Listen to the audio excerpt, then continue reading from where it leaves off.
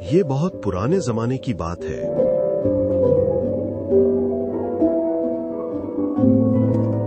ایک ویران سا گاؤں تھا جہاں دن ڈھلتے ہی عجیب سی گھٹن چھا جاتی تھی۔ اسی گاؤں میں ایک غریب شخص رہتا تھا جس کا نام ظاہر تھا۔ وہ کافی عرصے سے اپنے گاؤں سے باہر تھا۔ جب وہ لمبے سفر کے بعد گاؤں واپس آیا تو گاؤں میں قدم رکھتے ہی اس کا دل کانپ اٹھا۔ بھائیوں، میں واپس آ گیا ہوں، کوئی تو آواز دو، یا میری غیر موجودگی میں سب نے خاموش رہنے کا معاہدہ کر لیا ہے؟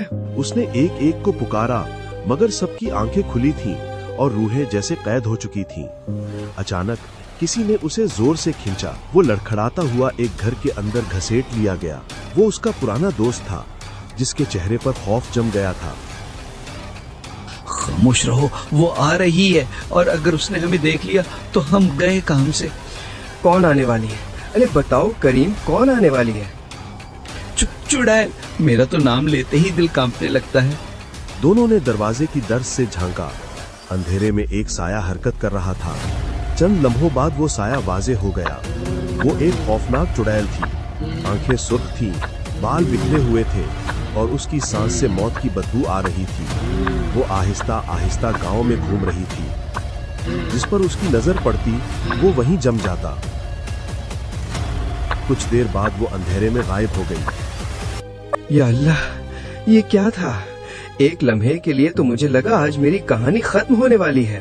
جو اس کی آنکھوں میں دیکھ لے وہ زندہ لاش بن جاتا ہے، اسی لیے میں تو زمین کی طرف ہی دیکھ رہا ہوں۔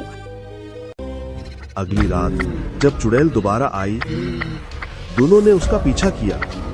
وہ ایک سنسان جگہ پر ایک غار میں داخل ہوئی۔ وہ دونوں گاؤں واپس آئے۔ پھر ظاہر سوچنے لگا۔ تھوڑی دیر بعد اس نے کہا، گھبراؤ مت، میرے ذہن میں ایک تدبیر ہے، اور اگر وہ کام کر گئی تو چڑیل کا کھیل ختم۔ ظاہر نے تمام گاؤں والوں کو بلایا جو ابھی بچے ہوئے تھے۔ ظاہر نے انہیں منصوبہ بتایا۔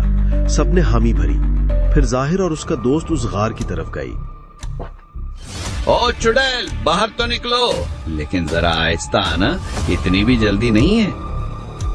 چڑیل باہر نکلی اور ظاہر کے دوست کی طرف گئی۔ جب وہ اس کی آنکھوں میں دیکھنے لگی تو اس نے دیکھا کہ ظاہر کے دوست کی آنکھیں بند تھیں۔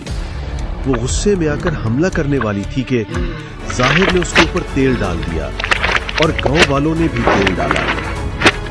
ایک گاؤں والے نے آگ سے بھری مچھل چڑیل کے اوپر پھینک دی۔ چڑیل زور زور سے چلانے لگی اور جل کر راکھ بن گئی۔ وہ سب خوش ہو کر واپس جانے لگے کہ اب سب کچھ ٹھیک ہو گیا ہے، مگر گاؤں پہنچ کر ان کے قدم رک گئے۔ گاؤں والے اب بھی ویسے ہی تھے، آنکھیں کھلی، روحیں قید۔ وہ مایوس ہو گئے۔ اگلے دن ظاہر کے دوست نے کہا، ظاہر، ہمارے پاس والے گاؤں میں ایک بہت بڑے بزرگ رہتے ہیں، ان کے پاس ہر مشکل کا حل ہوتا ہے، شاید اس مصیبت کا بھی حل ان کے پاس ہو۔ پھر ظاہر اپنے دوست کے ساتھ اس گاؤں میں گیا۔ وہاں جا کر اس نے ان کو ساری بات بتا دی۔ یہ تو بہت بڑی مصیبت ہے اور اس کا حل بھی آسان نہیں۔ اگر تم اپنے گاؤں والوں کو بچانا چاہتے ہو تو تمہیں ایسی چیز لانی ہوگی جو مردوں میں بھی دوبارہ جان ڈال سکے۔ جو چیز چاہیے میں لے آؤں گا۔ یہاں سے بہت دور ایک بہت بڑا اور گھنا جنگل ہے۔ اس جنگل کے اندر ایک چھوٹا سا درخت ہے جس کی رنگت گلاب کے پھول جیسی ہے۔ تمہیں اس درخت کے چند پتے لا کر دینے ہوں گے۔ اس درخت کے چند پتے ہی کافی ہیں تمہارے گاؤں والوں کو بچانے کے لیے، لیکن یاد رکھو اس درخت کی حفاظت خوفناک مخلوقیں کرتی ہیں۔ وہ کسی انسان کو بلا وجہ نقصان نہیں پہنچاتی، لیکن اگر کوئی ان کے علاقے میں داخل ہو جائے یا اس درخت کو نقصان پہنچانے کی کوشش کرے تو وہ اسے زندہ واپس نہیں جانے دیتی۔ اب یہ تم پر ہے، کیا تم ان مخلوقوں کا سامنا کر کے وہ پتے لا سکو گے؟ اپنے گاؤں والوں کو بچانے کے لیے جو بھی لانا پڑے میں لے آؤں گا۔ اگر تم نے جانے کا ارادہ کر ہی لیا ہے تو بہت احتیاط سے جانا، اور یاد رکھنا کچھ بھی ہو جائے اس درخت کو کوئی نقصان نہ پہنچانا۔ ظاہر اور اس کا دوست جان ہتھیلی پر رکھ کر روانہ ہوئے۔ جب وہ دونوں جنگل میں داخل ہوئے تو جنگل میں چیخوں جیسی آوازیں گونج رہی تھیں۔ وہ جنگل کے اندر گئے تو دیکھا کہ وہ درخت وہاں موجود تھا، مگر اس کے چاروں طرف مخلوقیں کھڑی تھیں۔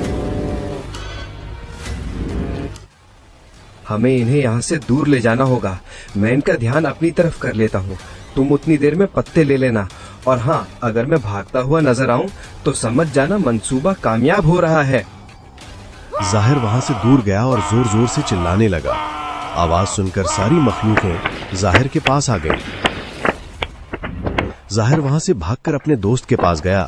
اس نے دیکھا کہ وہ ابھی بھی وہیں کھڑا ہے۔ تم ابھی تک یہیں کھڑے ہو، پتے لینے ہیں یا ان کے بڑے ہونے کا انتظار کر رہے ہو؟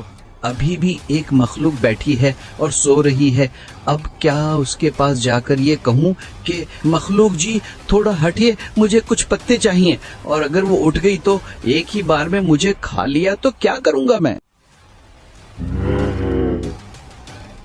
ظاہر چھپتے چھپتے درخت کے پاس گیا اور جیسے ہی اس نے ایک پتا توڑا اسی وقت وہ مخلوق جاگ گئی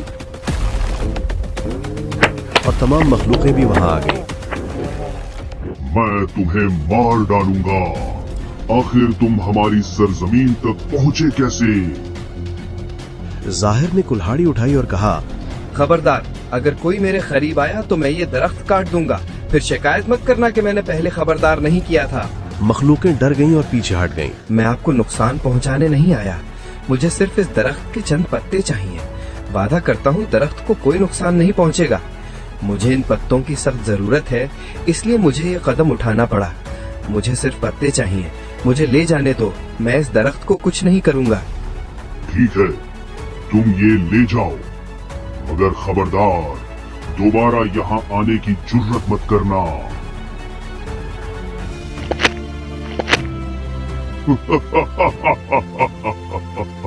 انسان بھی عجیب ہوتے ہیں، جہاں آنے سے سب کانپتے ہیں وہیں چلے آتے ہیں۔ اب چلے جاؤ، میرا غصہ بڑھ گیا تو پھر تمہارا بچنا ناممکن ہو جائے گا۔ پتے لے کر وہ واپس گاؤں آئے۔ ظاہر نے پتے پانی میں ڈالے اور وہ پانی گاؤں والوں پر چھڑکا۔ آہستہ آہستہ آنکھوں میں جان آئی، لوگ دوبارہ زندہ ہو گئے۔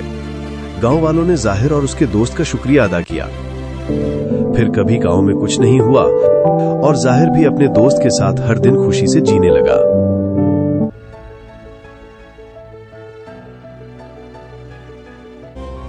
عجیب بات ہے، پورا جنگل چھان مارا مگر ایک بھی بکری دکھائی نہیں دی۔ کیا ایک بھی بکری نہیں ملی؟ یہ آخر کیسے ہو سکتا ہے؟ بکریاں زمین کھا گئیں یا آسمان نکل گیا؟